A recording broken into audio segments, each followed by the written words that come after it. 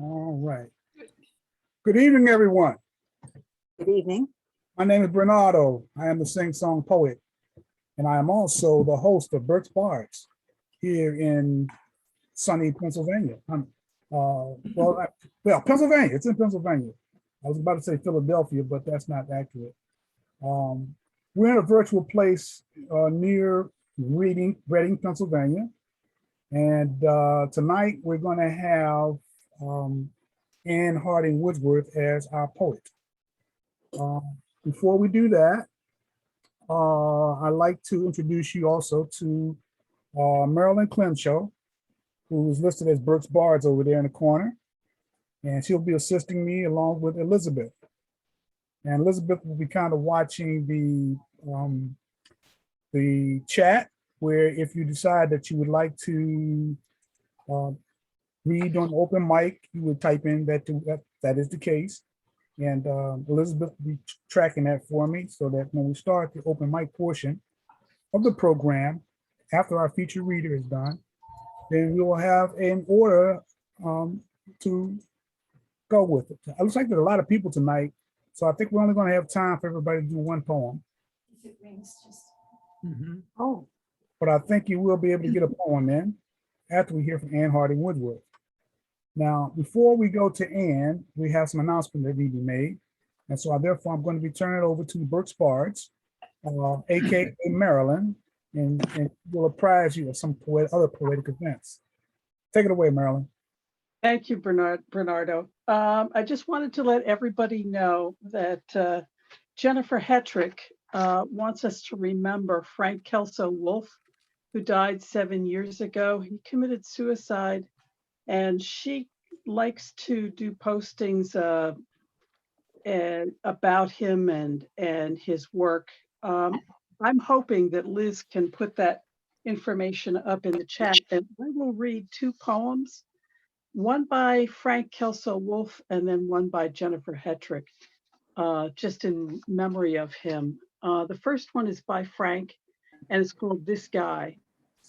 If I knew a guy named Frank and it was 3:39 in the morning and I knew he was sitting tall at the foot of his unkempt bed in the high-backed leather swivel chair, seeing his own reflection in the black bay windows and elegant clay, a distinctly different perspective, just 4 feet from where he used to lay twisted in the joyful pain of being alive.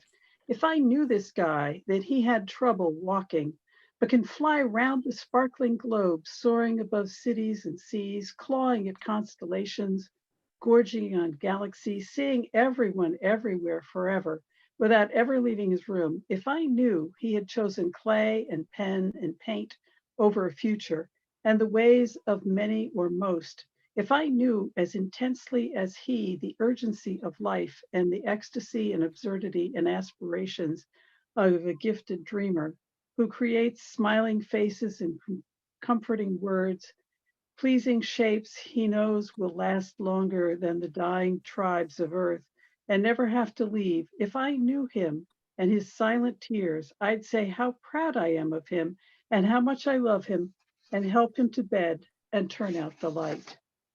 And as I said, he apparently committed suicide 7 years ago on October 7th, which is today. And this is Jennifer Hetrick's poem, which is Song of the Bones Between Femurs and Shins. When a good friend dies, you hold your knees tightly together in front of you, hugging them to your chest.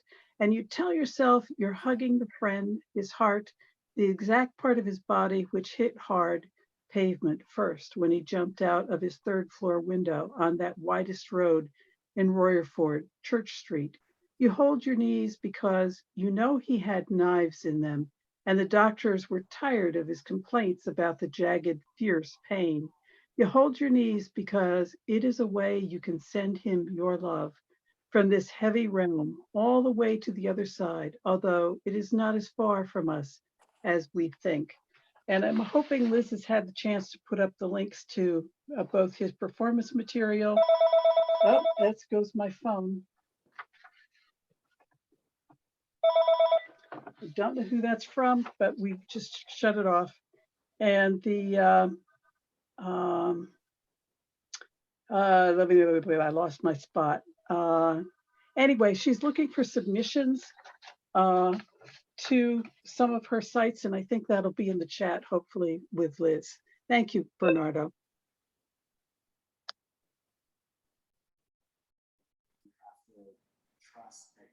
You are welcome, Marilyn. Thank you for helping me out here and getting that off, because it seemed very important to Jennifer to get out there. And folks, I've never met Jennifer, so you haven't met Jennifer either. But Jennifer does a lot of things for Berks Bards. Coordinates a lot of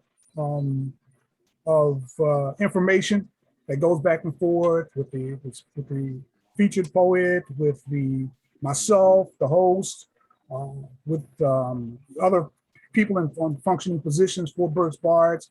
And she's a very important cog, and I really, really appreciate her. So it isn't, I'm honored that we could do that for her, to dedicate to one of her friends. I've got a thing going on myself. You can hit me in the chat if you like. I have a thing going on Saturday at the lady I see, Lady Dice, aka Silver Beverly's in the house.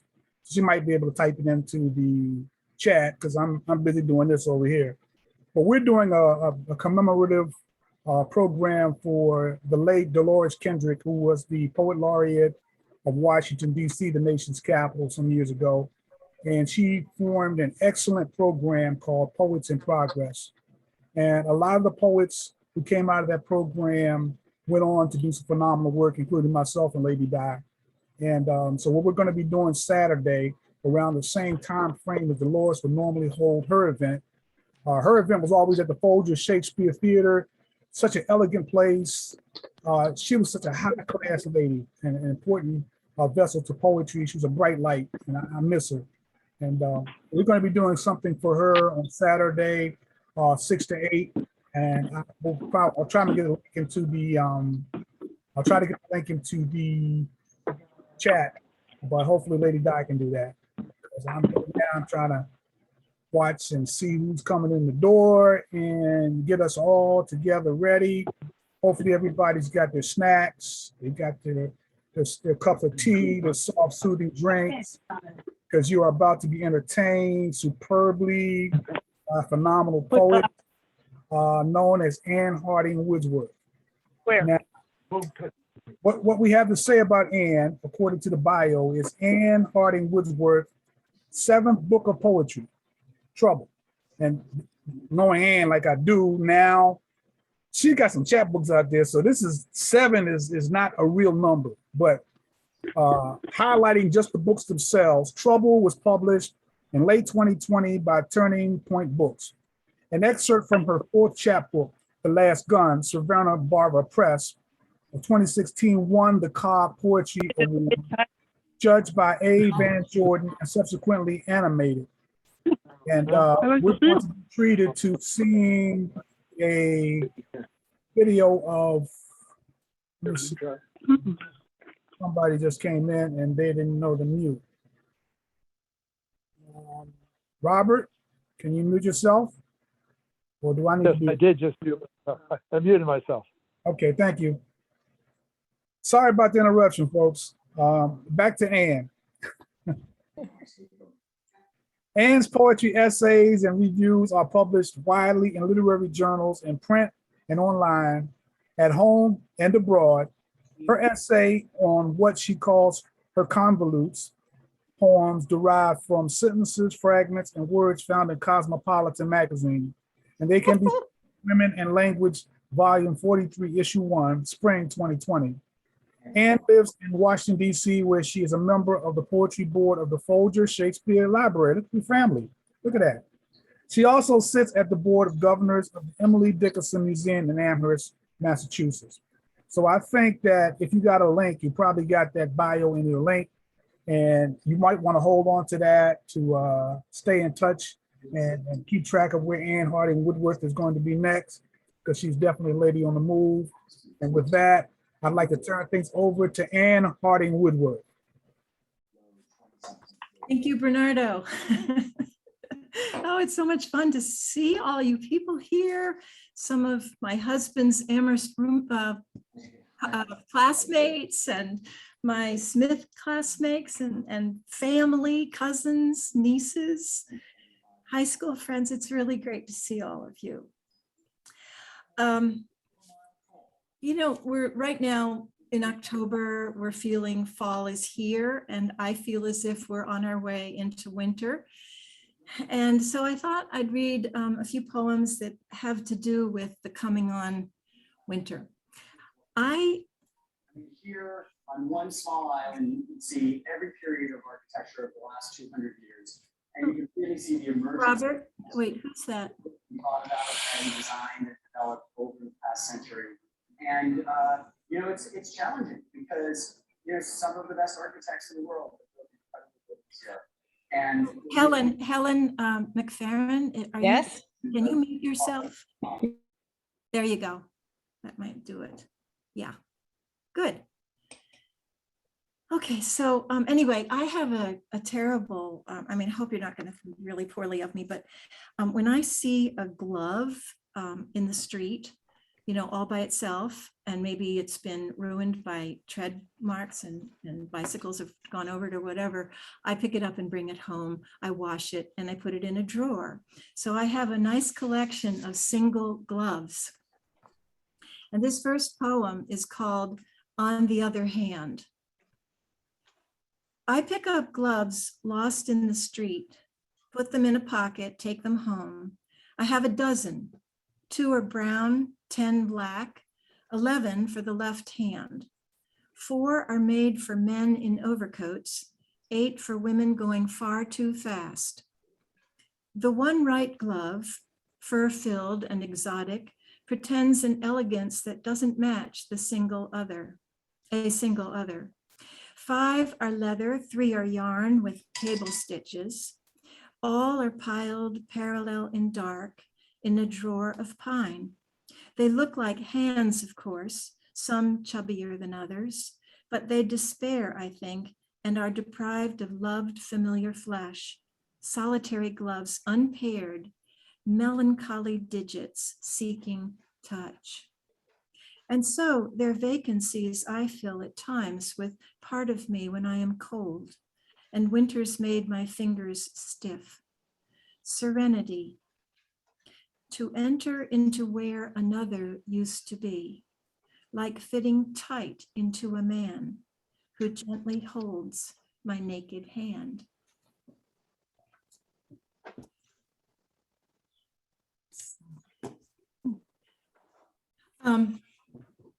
And along the, still the lines of winter coming on, I'd like to read a New Year's poem.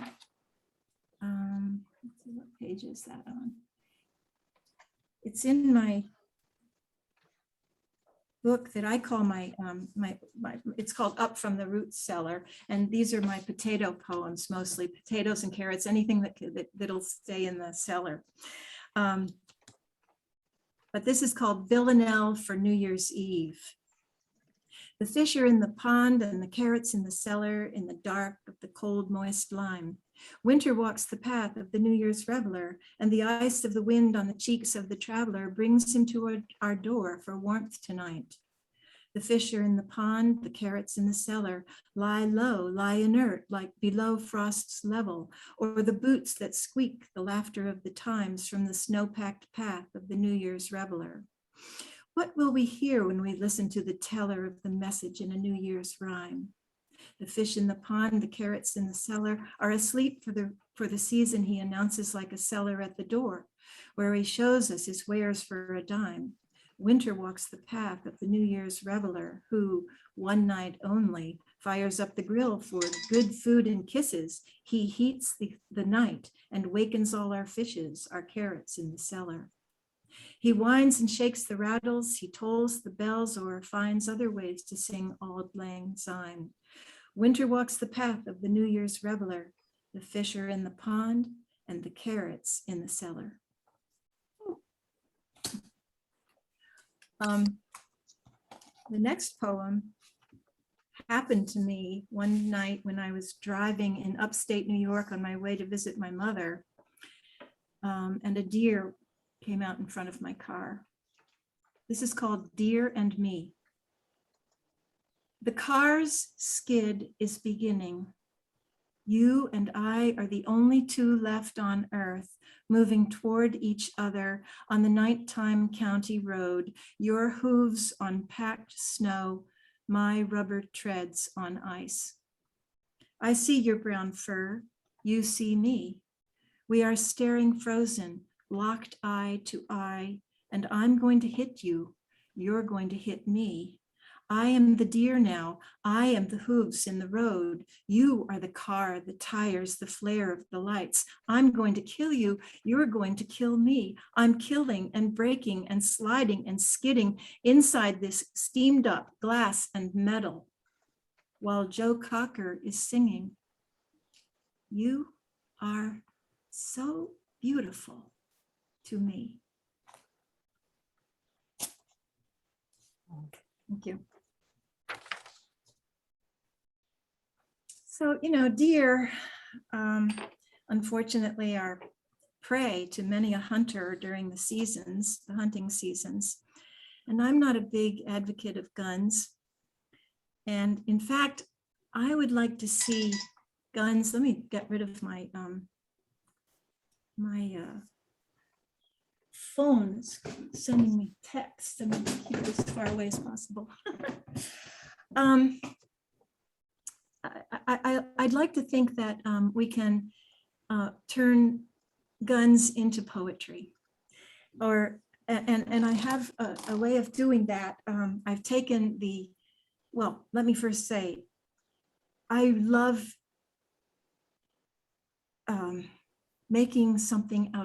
making a piece of writing out of another piece of writing, and you'll see that later when I read a convolute.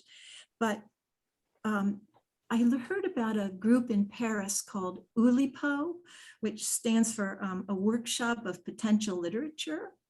And they have all these techniques for experimental poetry. And one of the techniques really caught my fancy. It's called N+7. N stands for noun. And you take any kind of poetry or prose that you want, and you take each noun, that's what the N stands for. Each noun you look up in a dictionary, and then you count 7 nouns down from that word, and you exchange it for the word in the piece of poetry or prose that you're looking at. So I took the Second Amendment. A well-regulated militia being necessary to the security of a free state, the right of the people to keep and bear arms shall not be infringed. So like the word state, when you go down 7 nouns in my dictionary, it gave me the word stave.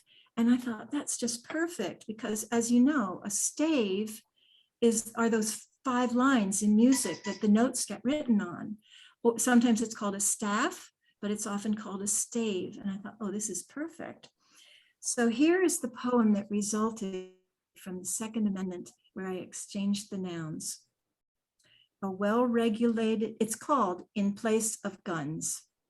A well-regulated mime being necessary to the seesaw quality of free staves, the rhyme's perfection to keep and bear art shall not be infringed.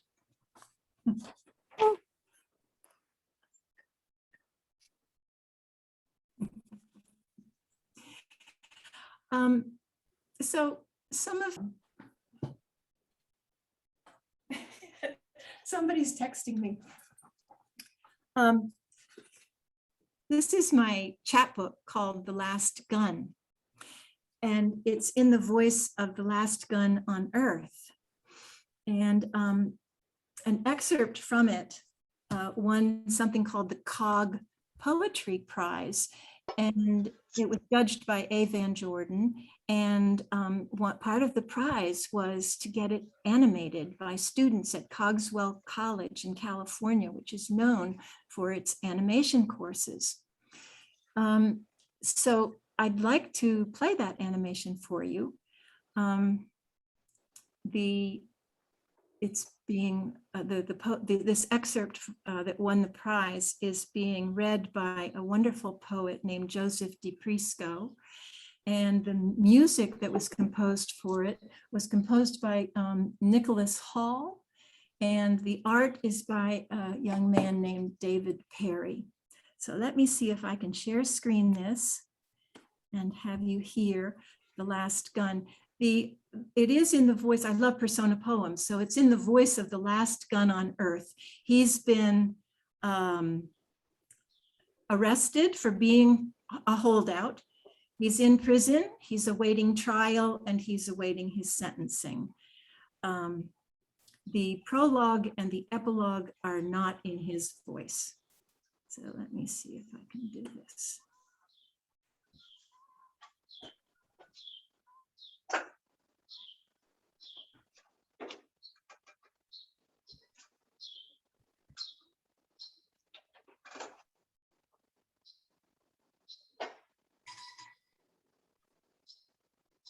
From The Last Gun. Prologue. It's been taken into custody, incarcerated on death row, where it awaits the end, like the last pharaoh of Egypt. In time, archaeology will reveal the phenomenon of the gun. Meanwhile, guards come and go. They converse with the condemned, speak kindly, remembering fondly the days when heat was snug in their holster. Sometimes, as in this case, solitary is an opportunity for the condemned to meditate, to consider history, destiny, ethnicity, to weigh choices, to think about the past and the perception of self, to ask questions, to contemplate a state of being that is no more, and how one gets there, what river one must cross over. Gun contemplates methods of execution. Electric chair? Out of the question. Talk about cruel and unusual. Electricity would seek the metal in me faster than the speed of light, and I would heat up, buzz, sizzle, explode, louder than even I am accustomed to. The finger that pulls the switch would be a sorry excuse for one that pulls the trigger. Hanging? If I were to hang, I would endure at least as a clock's pendulum, dangling by a rope tied around my barrel. So recycled, I would move slowly to the rhythms of the earth, telling time, counting the minutes that measure what some call the new order of trust. My trigger would tempt idle fingers, and they would reach for me, but never manage to grab onto me, my arc defining the swings of thought. After a time, they would forget. After a time, the clock would stop, and I'd be good as dead. Firing squad? I've known all along I'd choose the firing squad, if I really had a say in all of this, which I don't. It's the safest. Sure, call me a coward, but think about it. None of my own kind are left to turn on me. The squad would stand at the ready, empty-handed. I'd be facing away from them, not the aimer I've always been. And when the command is given, they'd blow words at me out of their mouths. Some words set to music, some spoken in meter and rhyme, rat-tat-tat repetition, while the 1812 overture soothed me from the parapet. I would load myself with the lines, the music, the bombs bursting in air, before lying down intact in perpetuity, attempting to fill what is empty. Burial possibilities. I'm from an old family with a well-known name. I would like to be buried with my ancestors who have contributed substantially to history. Without them, just think how different our timeline would be. No wars, no assassinations, no home protection, no hunting. Gone would be all the things that make our world a better place, a safer place, a thrilling place. I'd like to have a plot that's lushly green, perhaps in Utah or Arizona, where all those from around the world who have loved me, and there are many, could visit me, talk to me, tell me how much I have missed. I'd like the space to be a gathering place for my admirers, rememberers, the once armed, who would place beer cans and cigarette packs in my memory.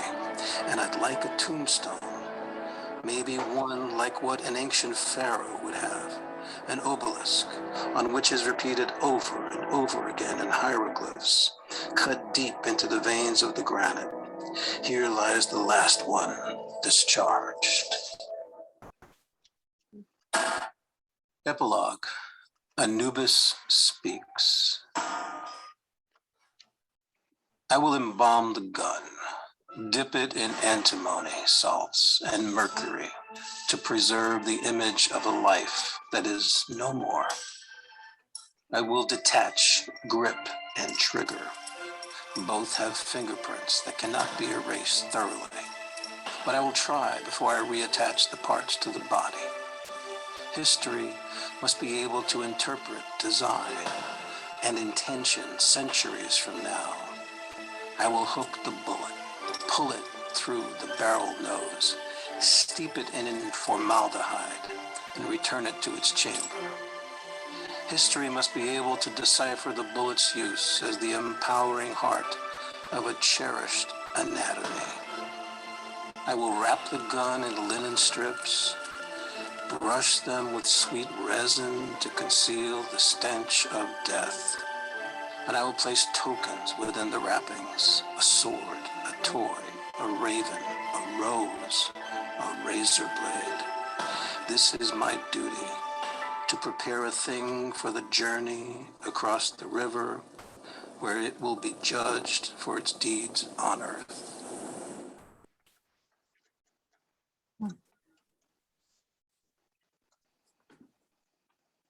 There you go.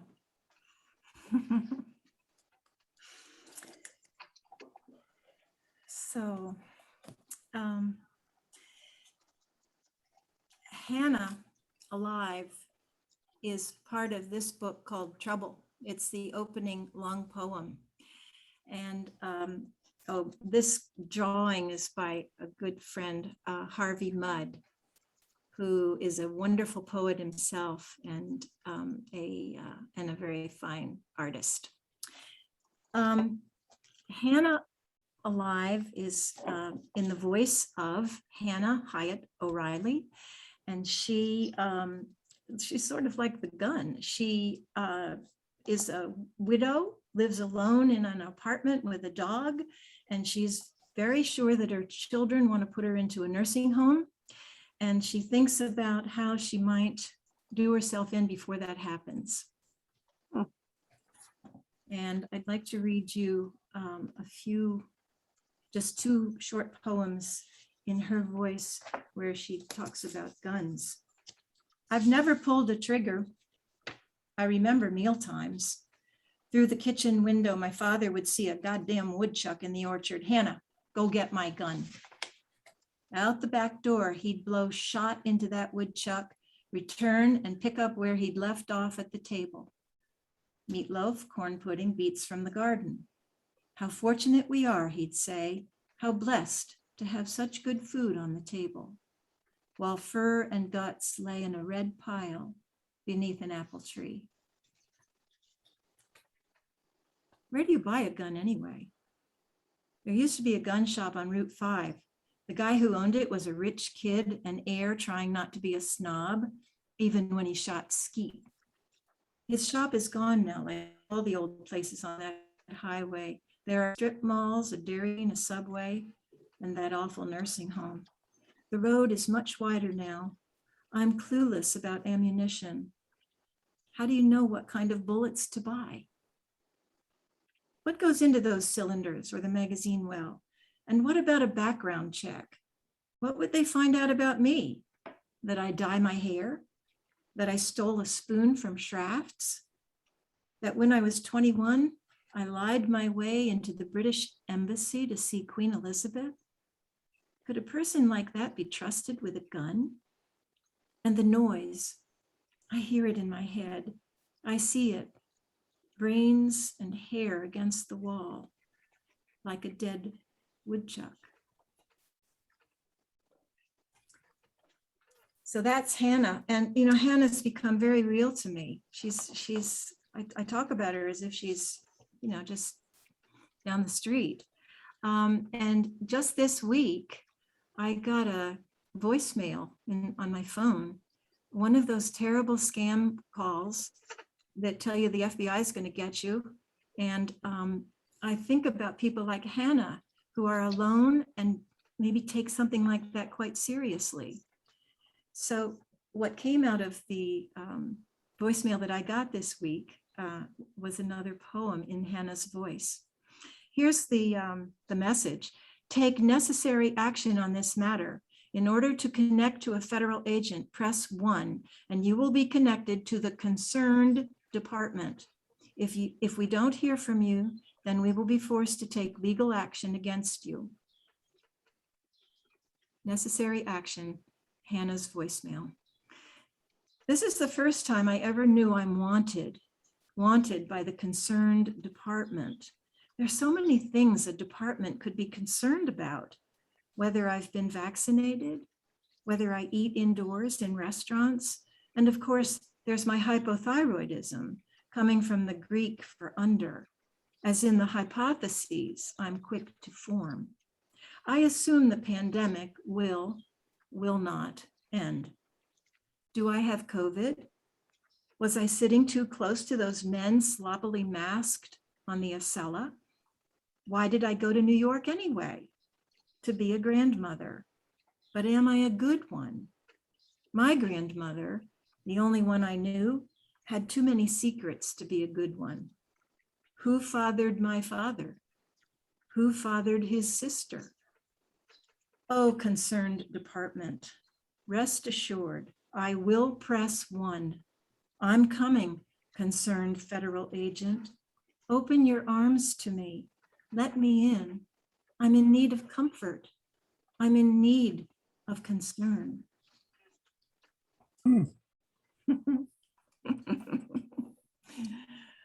Oh boy.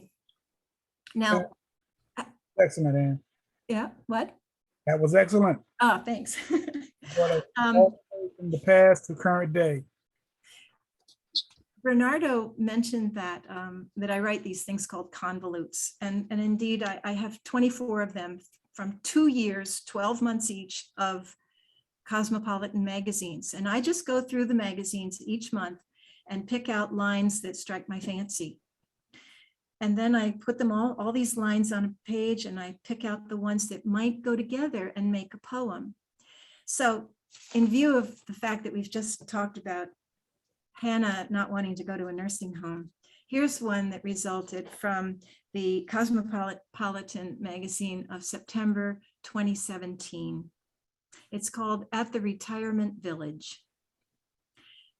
By the way, I use editorial, I use the table of contents, I use those disclaimers with the medicine ads, I use any kind of advertisement, you know, whatever line I like, I grab it. And the last line of this one, I hope this isn't the wrong thing to say on the air, but it was it came from a condom ad. At the retirement village, somewhat mysterious, the old women go to the room full of guitars where they melt the day away and they have nothing on. They decode the language of their youth. In that, they see the wonderful. They share everything they do, everything they have, even though it's smudgy. Celery root, mushroom, turmeric, which they say is distinguished for taking them out of the moment. Yes, they remember the efficacy of cannabis. Nothing is brown anymore, nor Merlot hued, and not all blues are created equal. But light still bounces off their faces evenly. Blurred may be their vision, Double may be their vision, but they straighten to stand and lead with their heads, though that makes their necks hurt. They have silk ribbons for their necks. In that room full of guitars, they place their right hands on their hips for balance. Wobbling is a part of life. Wearing almost nothing, they feel everything.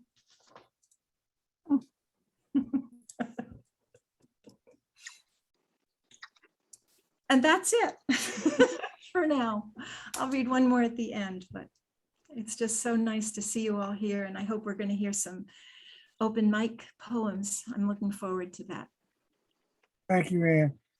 As I said, that last poem before your convolute, you brought us pretty much current, present day with the concerns of society, the phone calls, the social media, the television. Would you say that most of your poetry comes from observations of life or fantasy, or would it be like 60-40, 20-20? What do you think? Well, yeah, I observe, I listen, and I put things together that maybe shouldn't be put together. You know, one doesn't normally put them together. I just love to join things that are at odds with one another. Yeah. Well, we've got about 8 more minutes, and what this is the Q&A section. Ladies and gentlemen, if you have a question for Ann, please raise your hand and unmute yourself, and we can allow you to do that.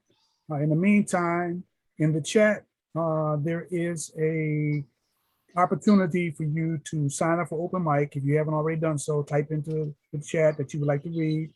My colleague Elizabeth is recording those who have written their name in the chat, and shortly we'll be going there to Elizabeth to tell us who's going to be doing a poem tonight. And we have so many people, we can only do one poem. And hopefully we're not doing a poem that's 10 minutes long. So share the time, share the love, share the space.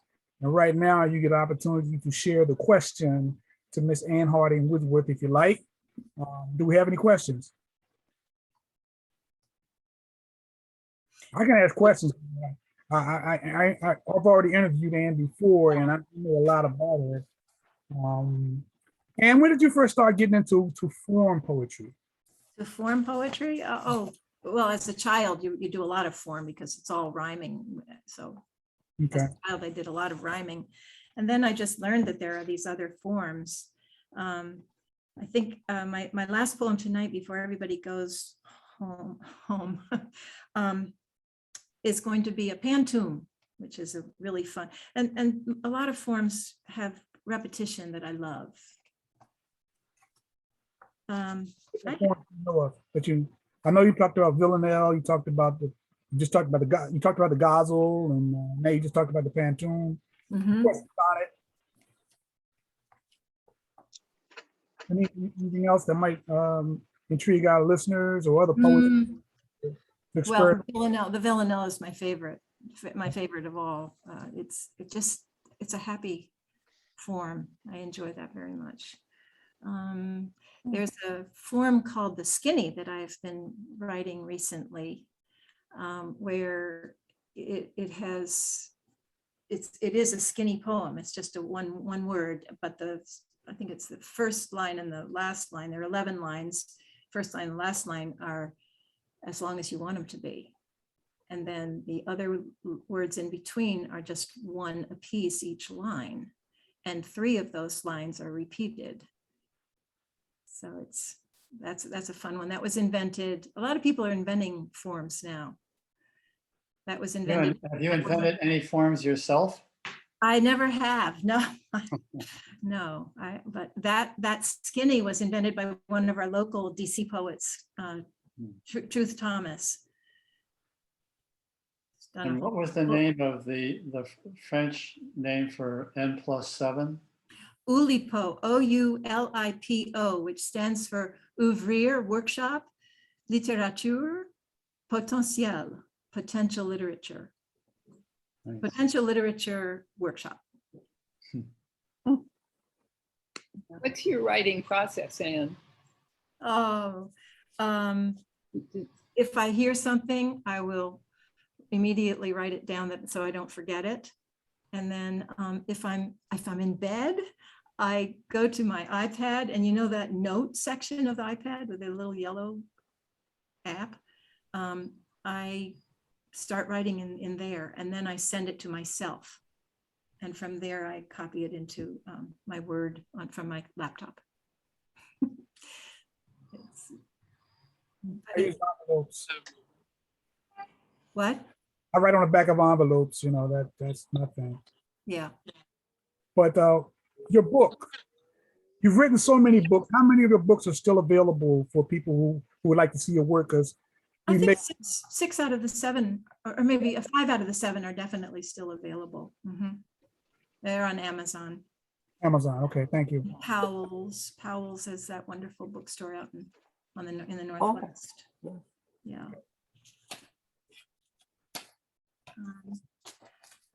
What's Yeah, the, you let's got see. so many wonderful comments about the different things you write about, and your subject matter is so vast. I'm sure people would like to get some of your work to read and explore what you have uncovered for us.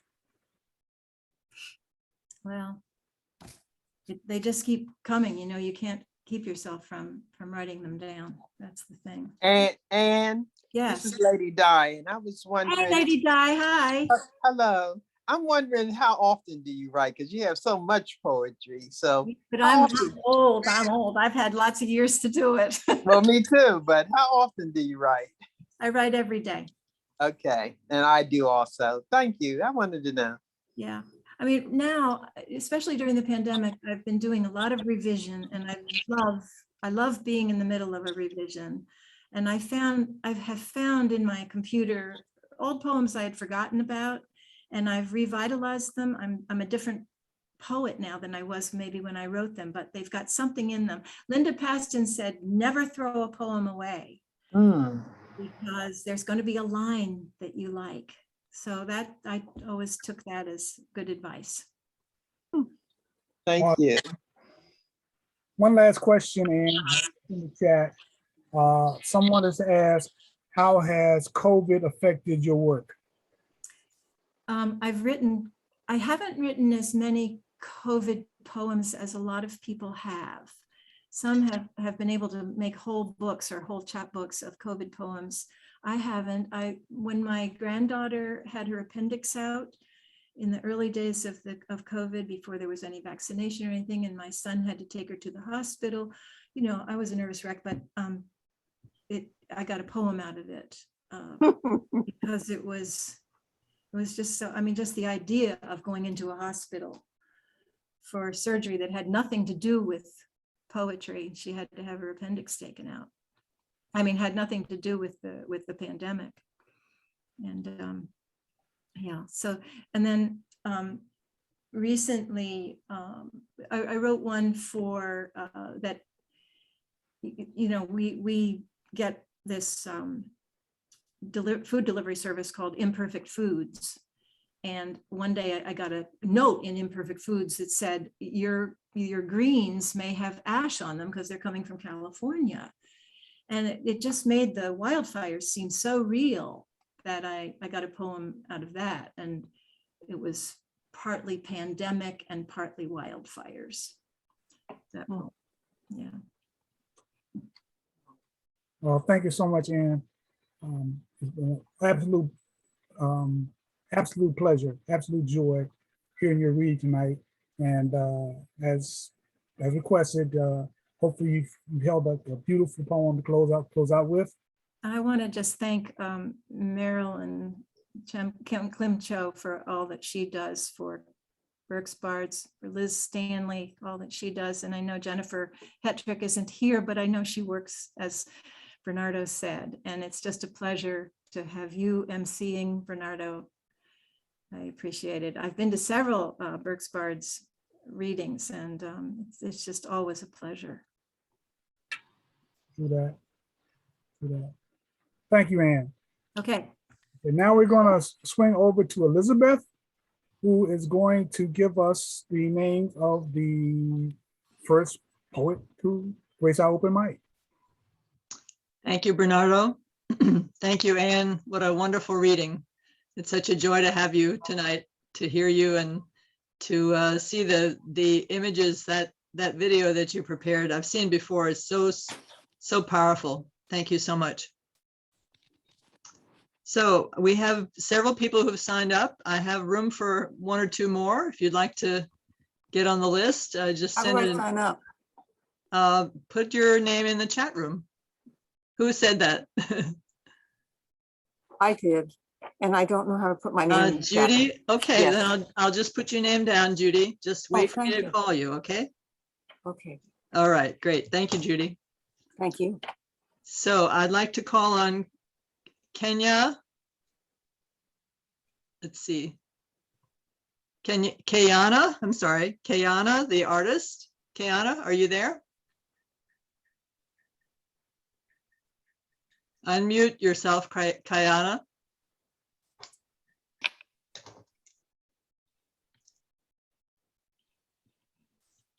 Kayana, are you there?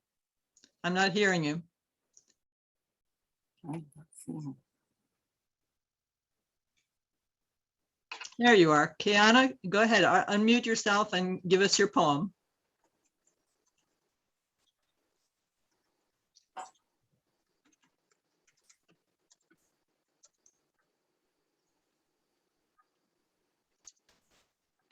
I'm still not hearing you, Kiana.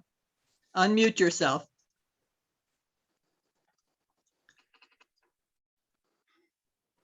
Let's see. Bernardo, can you unmute her? I've asked her to unmute. Is she having a problem muting? I don't see anything in the chat. Okay, I'll come back to you, Kiana. You get ready and I'll come back to you. Okay, let's go on to Sister Joy. Welcome, Sister Joy. Oh, hi. Hi, good to see you. Thank you. I'm very glad to have made it tonight. It was almost something I missed. So it's always such a treat to hear Anne. And I'm very, very pleased, as always, when I do hear her works. I'm going to share a poem. Let's see, I think I'm going to go with Island Paradise. Yeah, that's, I have a different energy tonight. Island Paradise. She needed to slow down, so she came to this place where everything seemed to move as if in echo. Each is slightly delayed, even raindrops plopped in rhythms with hidden meter in this place where sound mocks clocks and palm trees sway in ways that seduce passersby, beckoning them to wave goodbye to their 9 to 5. The sounds of laughter on a distant glass-bottom party boat seem to ride inside each splashing wave, echoing like seagulls calling for food. Drinks flowed faster than native tongues that roll R's in words like margarita or merengue, reminding her that only time can outpace life, that her race to this oasis of lush landscape and leisure allowed merely a break in reality, reminding her as she licked the salt-rimmed glasses and gulped rather than sipped more drinks than she cared to admit, that she came here to taste more than the shoreline of life, that her yearning to feel the deep savored burn of passion was what brought her to this timeless paradise in the first place.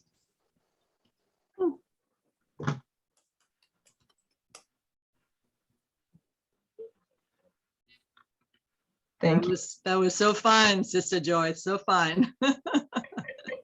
Thank you. Very welcome. And I did write it while I was away on an island vacation. Years ago.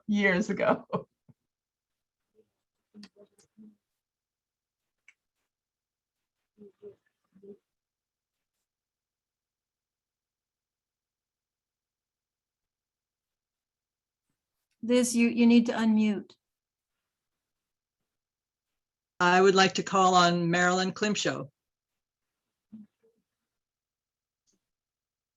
Thanks, Liz. And I'm kind of inspired by the fact that you use these techniques to get your poetry to move in a very unique direction.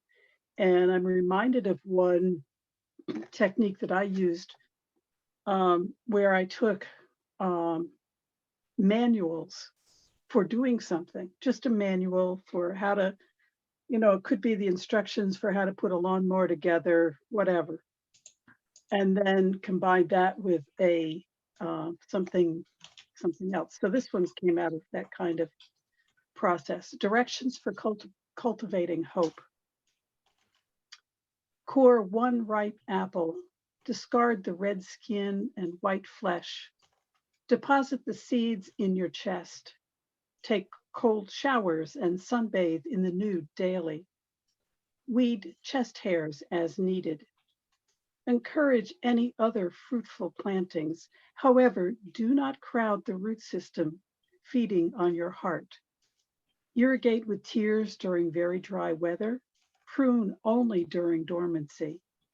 Look to preserve the outward facing buds while you remove diseased wood or weak growth. But do not prune back too hard. Fruit forms on last year's wood. Remove branches that grow at cross purposes with the aim of creating a balanced structure, as if each limb is the spoke of a wheel. Many years may pass before there is a large harvest, and you can carve a hardened heart on the trunk and inside it inscribe your initials. Thank you. Thank you, Marilyn. I was going to call on Kenyana. She may not be with us. I'm not sure. So if she comes back on, Kiana, I hope you'll hear me and that you'll read. Okay, then Judy, you said you'd like to read. Are you still with us, Judy? Okay, you need to unmute. You need to click on that little microphone that says mute or unmute on the lower left corner of your screen. Look all the way down at the lower left corner. It says mute or unmute. There you go. All right, you're on. Oh, okay, fine. Thank you. Okay. Well, for various reasons, I found the cicada. I live in Wilson Hills, Maryland. I found the cicadas very interesting this year. This is a late cicada visitation poem. It's called Food Chain in June. It happens in Lay Hill, Maryland. This in 2021. 7 a.m. and a plump, luckless squirrel is scouting our driveway, zigzagging, searching for tasty cicadas, dead or alive. They've gone, dead and gone, won't be back in the lifetimes of robins and squirrels. What will survive for the next 17 years is not worth the chasing. Nymphs, they are called, who will burrow unseen, sucking tree juices, as they silently transform into male and female, who will sing and fly till they stumble and die. Now it's no use you're searching, little squirrel. They've changed into something the size of a grain of rice, floating down to the ground without impact or sound. Now, the only visible proof they were here is the yellowed leaf stumps littering our lawns, and high overhead, countless more in our trees. Each clump with the slit the mothers made weeks before to feed and shelter their young.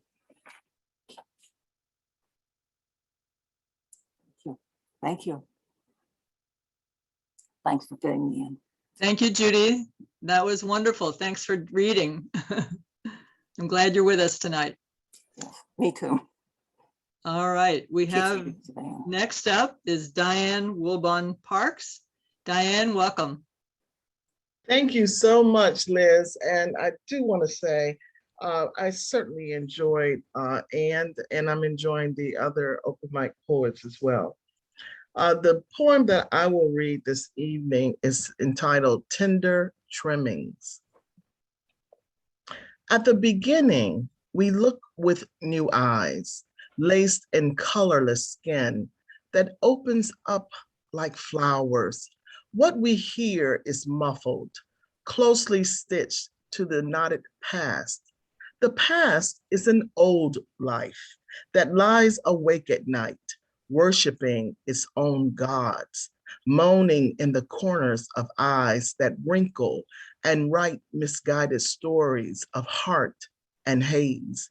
Each swollen shoulder spills into summer and carries the old triumphs and disappointed aged beauties. Let's place the world inside a tiny room and keep it locked. It will hold us to love, to churn until language becomes gentle, candlelit words.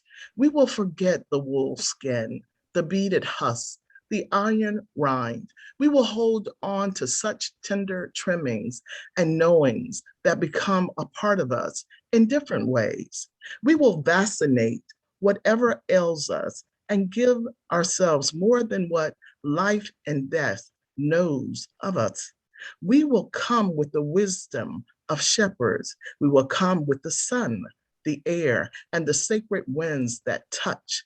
We will speak of the smell of wild jasmine and lavender, and what we ate along the ageless past.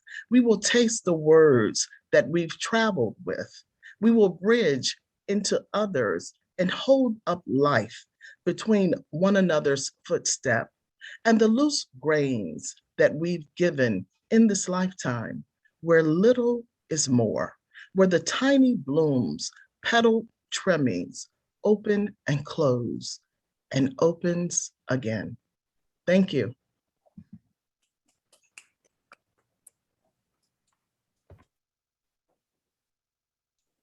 Thank you so much, Diane. You bring your incredible words and incredible descriptions. I love it. You take me into your poem every time. Thank you. Thank you. I understand that Kayana is back. Bernardo, she's having trouble unmuting. Can you help with that? Can you unmute Kayana? I can't unmute her. I can't give her permission to unmute herself.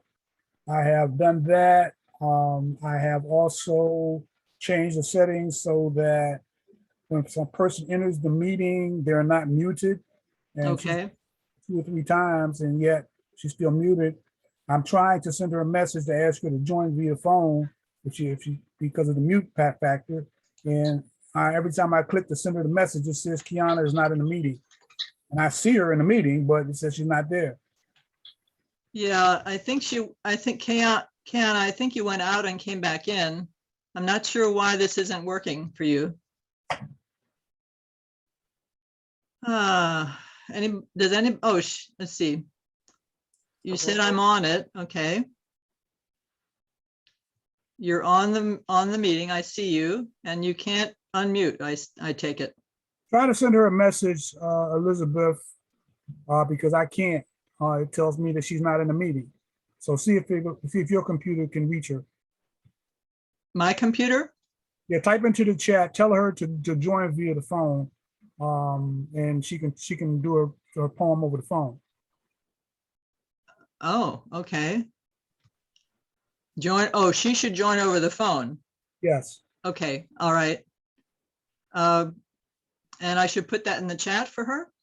Well, I'm gonna try. Let me see. Okay, let me see. Yeah. See, I just put it in there for everyone, and it worked. But when I put her name in, it tells me that she's not in the meeting. I don't know what the connection issue Oh, I is. see. Yeah. Can you try to join via phone if you can't unmute? Okay. Kayana, I hope that works for you. So go out and come back in via your phone. If you can hear me. I'm sorry, this, When I look at the list of who's here, she's there. yeah, She is listed. I see it too. Oh, yeah, I see her too. Yeah, she shows up on the list, right? yeah. Okay, I hope that that works to go out and come in on a different platform. Okay, is there anyone else who'd like to read? Put up your hand. Okay, I think we're, if Kayana can get in, I hope she can just speak up. If not, I think we're done with the open mic. Are you kidding me? I see What? Nan sitting over there.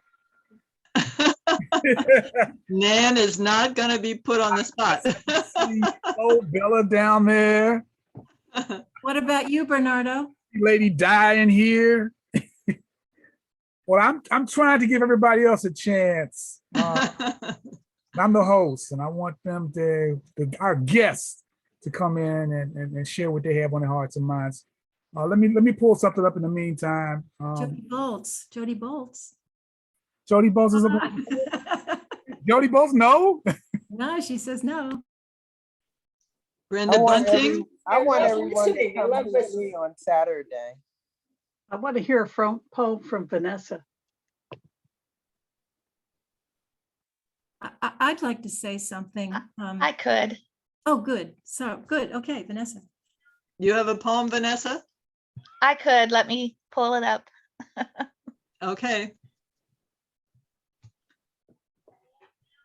Thank you.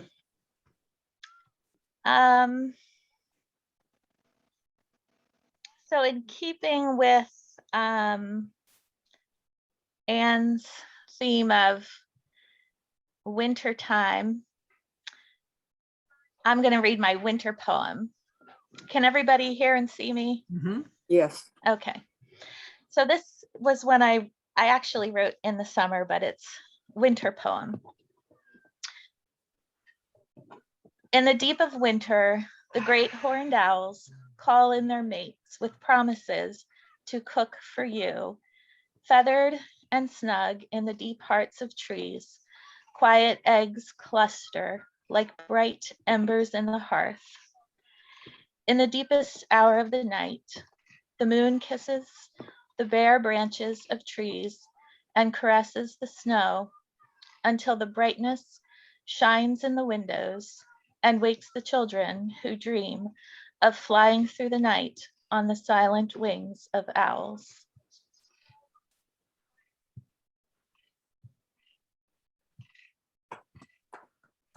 Thank you, Vanessa. That was lovely. Thank you. It gives us a window onto what we're going to experience in a couple of weeks, depending on where we live. Don't say a couple of weeks, please. All right, couple of months, a couple of months. That's better. Yeah, a couple of months. Yeah, I don't know about you, but fall is my favorite season, so I'm enjoying it. So that's the scoop, Bernardo. That's the scoop. It's Kiana. Kiana's not back. She's connecting the Oh, audio. she's connecting. Okay, we might have her. Okay. Hello, Kenyana. Kiana, if you're there, you can go ahead.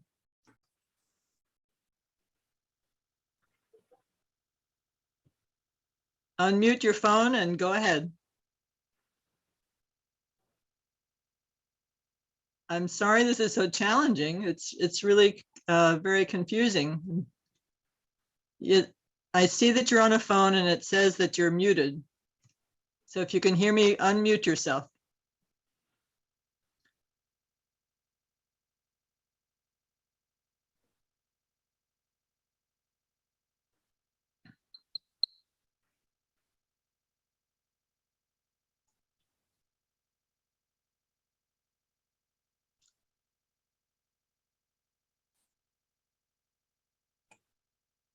So with all the joys of Zoom, I remember getting together in a real room, all of us together.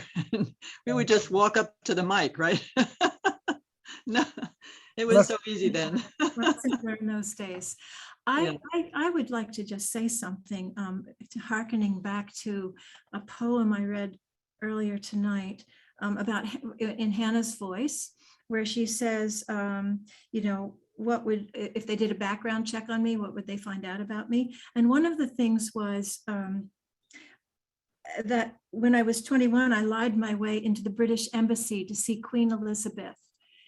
And we have in our midst tonight a man named Craig Morgan. And it was his sister, Barbara Mead, who told me that she did exactly that. So I usurped it for my poem. But your sister, Barbara, I guess, lied her way into the White House to see Queen Elizabeth. It was the British Embassy. I mean, the British Embassy. I meant the It was the British Embassy. Yeah, yeah. she masqueraded as my mother, and anyway, it's a long story. I didn't realize hadn't remembered you knew about that. Yeah, I couldn't resist it. Part of your observations there, Anne. Right. Seeing something in life and then transporting it to a story. You're excellent. You're phenomenal. I really appreciate you. I found a poem I'm going to do. This poem goes to dedicated to Dolores Kendrick. I'll be doing this again on Saturday, so if you hear it, you know, okay, you hear it. It's called The Chase for Place of Elegance. I recognize how, like a puppy, struggling to be nurtured, lurching for a nipple I could suck, I was only one amongst a litter, and I needed to be strong. But what of my other siblings? For want of frenzied feeding, pushed and shoved. In spans of searching and of hurrying, nap wrapped, replete at last in mother's love. Dolores, as a poet, was my mother. She was the one I struggled to make proud. And though there will be others, goddesses of word, I can only nestle where allowed.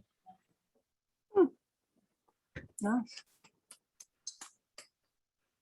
Quite a memory. Mhm. Thank you, Bernardo. I appreciate it.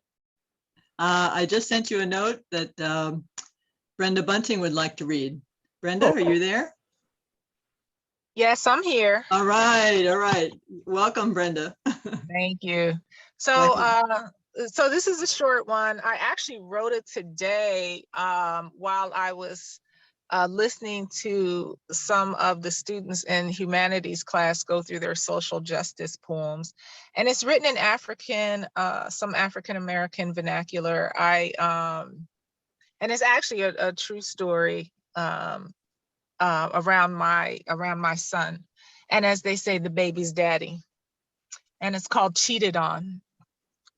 When I told my baby's daddy, it's either me and our baby, or it's the street and those drugs, I had no idea I was a prophet.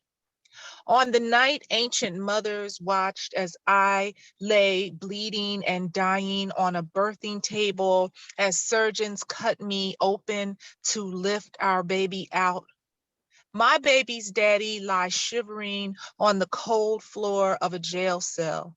He had no idea where he was. The same arms that embraced me and convinced me we would forever be in love was hold all up, tracked all up, shot all up. Those arms were reduced with the bad love that superseded ours, the chemical lady love that took him to a place that I never could. He would never be faithful. When I told my baby's daddy those drugs are going to kill you, I had no idea I was a prophet. He never made it out. The bars cemented him in an eternal prison of darkness. Our sweet baby boy looks just like him, perfect, innocent, with eyes full of life and promise.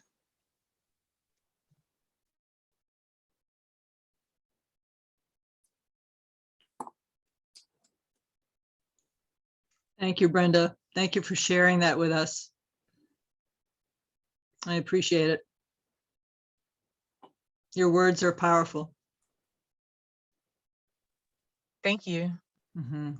Go on, Brenda. You know somewhat of my story, so I can relate. And all I can say is thank you, God. Thank you, Father, for bringing me through and allowing me to still be here. Apparently, I still have work to do. With that being said, my work now is to usher us into a gentle close.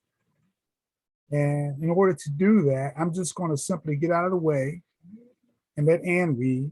However, I would be remiss if I didn't, first of all, say thank you, everyone in attendance. Thank you for your participation. Thank you for your attention. Thank you for your presence. You helped make all of this what it was. So thank you so much for coming. Thank you, Bernardo. Yes. And next voice you're going to hear is the voice of our phenomenal artist of the evening, Ann Harding Woodworth. Thank you, Bernardo. This was really fun. You did a great job as MC getting this thing, keeping it light and fun. Thank you. I'm going to read a pantoum, as I mentioned, and it's loosely based on a novella by Thomas Wolfe, the Thomas Wolfe of Look Homeward Angel. His novella was called The Lost Boy, and it was about a young child who died eventually of typhoid when he was only 12. It was first published in Red Book in 1937. Pantoum for a Lost Boy. He didn't like the look of coffins either, although they were elegant and grand. A lost boy, but also a believer in his own existence. Here I am. A piano, too, is elegant and grand. He liked pianos and the way they smelled. Aromas gave him life. Here I am, here I am, here I am, he yelled. Pianos and the way they smelled, not of death like coffins over there at undertakers. I'm alive, he yelled. Pianos smell of home and parlor air. The smell of death in coffins lingered where he left them, safely past the grocer, then the music store and scent of stable air. As light came and went and came again, over commerce and the produce, when the lost boy, observer and believer yelled, I live among the living men. He didn't like the look of coffins either. The little boy in the story enjoys the smell of pianos, and he goes to the piano store all the time to smell them. And then across the street is the undertaker where all the coffins are. So that's why it's loosely based on that. Anyway, thanks so much, everybody, for coming. Thank you, Ann. Thank you. Thank you, Ann. Everyone can mute now, and let's give Ann Harding a nice round of applause. All right, Ann, thank you. Incredible, as always. Woo, woo. Thank you. Lovely lady, lovely poetry, always. Thank you. So unique. And I think we could decide, even blind, that it was your poetry that we would be hearing. Your poetry is that distinctive. I love it. Oh, thank you, Sister Joy. Wow, it's just Yeah. great to have you. Hear all of you. It's a really Thank good open mic session, I thought. And I'm sorry about Kiana that we couldn't get her Yeah. next time. Thank you. She put her video, she put her website in the chat if anybody had good. not noticed it. Good. I'm going to save the chat and read it later. Yeah. There we go. Okay, Now would be the time to save the chat, ladies and gentlemen. Yes, that's right. The close of the hour. Now, if we were all together in one place, we would be adjourning to go to the Ugly Oyster and have a couple of drinks and some food. Oh, that sounds good. That sounds good. Don't we wish? Yes, the Ugly Oyster is a place in Reading, Pennsylvania. And when we get back to live readings, you're all welcome to come and come to Reading and have poetry with us and celebrate afterwards. I look forward to that. I definitely look forward to that. Wouldn't that be great? Yeah. Yes. They often have an Irish band playing as well. Yes. Oh, Every Thursday. Now we're only there on the first Thursday, but every Thursday they have an Irish band, and so you can listen to this wonderful music and have great food. Yeah. So may it be so. yeah, we should be so lucky. Just gotta survive. Oh, that's all. Yeah, that's all right. Ooh. And the blessing is that we've all met each other because of being unable to travel. And so we have made new friends, and that's amazing. Yeah. It's a blessing. Mhm. Yeah. Well, I do believe God has a plan. I'm just a spiritual woman at heart. So this is part of the plan.